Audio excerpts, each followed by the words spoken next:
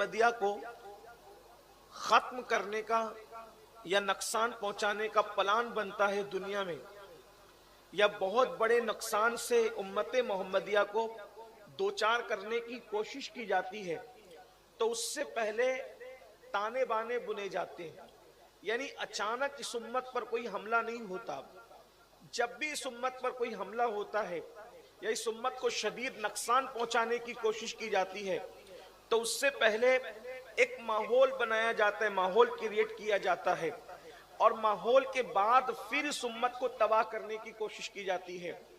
اس امت کی یہ خصوصیت ہے کہ اللہ رب العزت نے مسلمانوں کو بھوک کی وجہ سے، پیاس کی وجہ سے کمزور نہیں فرمایا، بلکہ ایک ایسی قوت اس امت کو اللہ نے عطا کی ہے کہ یہ قوت دنیا میں کسی قوم کے پاس نہیں ہے.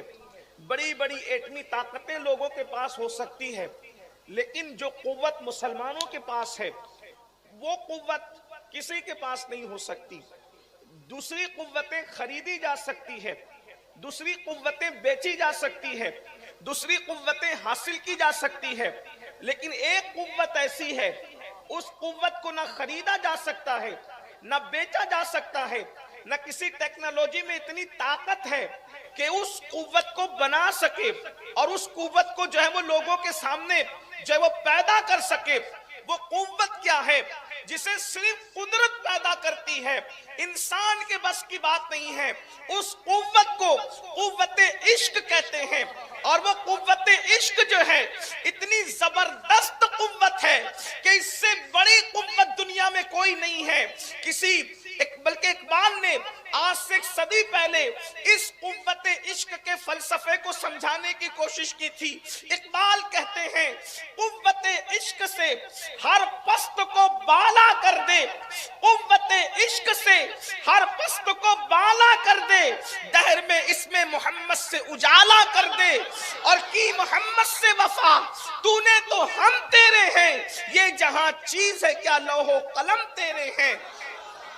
امت مسلمہ کے پاس جو قوت عشق ہے، اس سے بڑی قوت کسی کے پاس نہیں ہے. اور ایک بات یاد رکھنا، میری قوم کے جوانوں، اپنے جلسے میں، اپنی پبلک میں بے سر و پیر کی بات کرنا آسان ہے، لیکن یاد رکھیں یہاں آپ کو بہلانے کے لیے کوئی غلط بات کر سکتا ہے، لیکن ہمیں اللہ کو منہ دکھانا ہے. ہم آپ کو تھپ تھپانے یا سہلانے یا دھوکے میں رکھنے نہیں آئے ہیں، بلکہ آپ جس عقل اور شعور کے ساتھ زندگی گزارتے ہیں تو آپ کے سامنے دلیل بھی پیش کریں گے. آپ کو اس قوت کا اندازہ ہو یا نہ ہو، لیکن دنیا اس قوت کو اچھی طرح جانتی ہے، اس طاقت کو اچھی طرح جانتی ہے کہ اللہ اکبر، کہ بڑی بڑی ہتھیار کی قوت والے جب بھی عشق کی قوت والوں کے سامنے آ گئے، بڑی بڑی ہتھیار کی قوت والے جب عشق کی قوت والوں کے سامنے آ گئے تو ہتھیار والے ہار گئے، قوت عشق والے جیت گئے. صرف 2 جنگوں کا ذکر دیکھ لیں. بدر میں 313 قوت عشق لے کر آئے تھے، اور 1000 مکے کے گنڈے ہتھیار کی قوت لے کر آئے تھے. 1000 ہتھیار والے ہار جاتے ہیں اور قوت عشق والے جیتتے نظر آتے ہیں. کربلا کے اندر 22,000 ہتھیار لے کر کے آئے تھے اور 72 قوت عشق لے کر کے آئے تھے. 22,000 کی قبروں کا نشان بتا دو، مگر 72 تو اب بھی کربلا میں پوری شان سے آرام کر.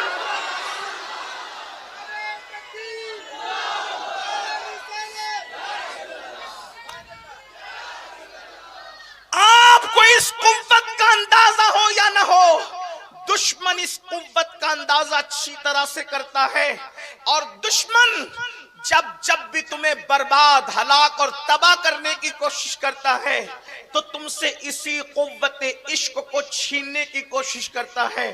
وہ جانتا ہے کہ ہتھیار جس کے پاس ہوگا، جب تک کہ ہتھیار نہ چھینا جائے ہم اس کو مار اور ختم نہیں کر سکتے.